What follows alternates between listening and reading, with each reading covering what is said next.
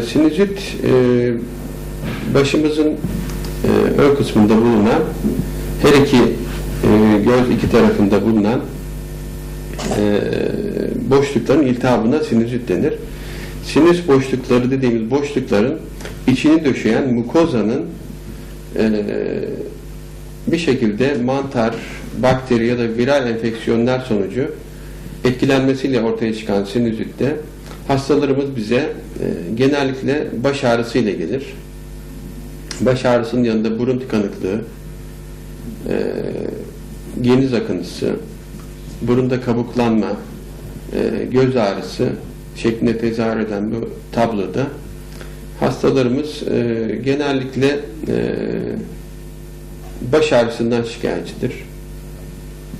Bu hastalarda teşhis için klinik bulgular genellikle yeterlidir, fakat bazen radyolojik görüntüleme gerekebilir.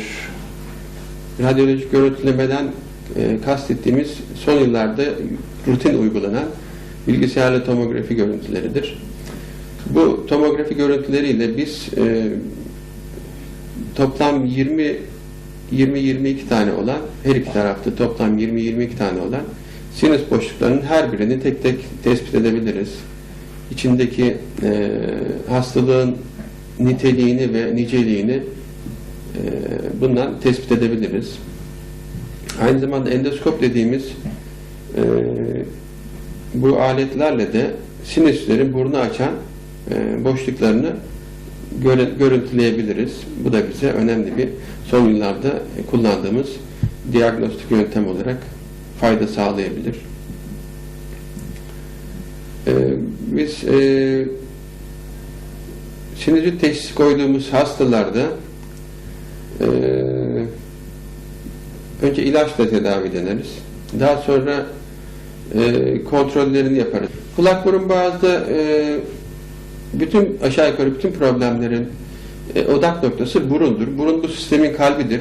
Burunda bir problem varsa hastalarımızda faranjit olabilir, larenjit ses telleri iltihabı olabilir, sinüzit olabilir. Aynı zamanda akciğere de kuru hava geçtiğinden dolayı burun problemlerinde, çünkü burun geçen havayı nemlendirir, filtre eder, ısıtır. Isınmayan, nemlenmeyen, filtre edilmeyen kuru hava, soğuk hava akciğerlerimizde tahriş oluşturur. Dolayısıyla burnu normal olan insan rafine bir hava almış olduğu için akciğerleri daha sağlıklı olur. Sinüsleri daha sağlıklı olur. Faranjit, fareks dediğimiz yutak bölgesi ve ses telleri daha sağlıklı olur. Ama tersi olduğunda burun herhangi bir şekilde alerjik ya da septum deviasyonu dediğimiz genellikle eğrilik olan hastalarımızda burundan nefes almak yerine ağızdan nefes alır hastalarımız. Bu da kuru hava teneffüs etmesine ve sinüslerde, boğazda, ses tellerinde, akciğerde problem oluşmasına yol açar. Burun sağlıklı ise bunlardan hemen hemen hiçbiriyle karşılaşmaz hasta. Kalıcı olarak bir hastalıkla karşılaşmaz. Gündelik, geçici, akut dönemlerde, fazlarda rahatsızlıklar dışında kronik rahatsızlıklar genellikle olmaz.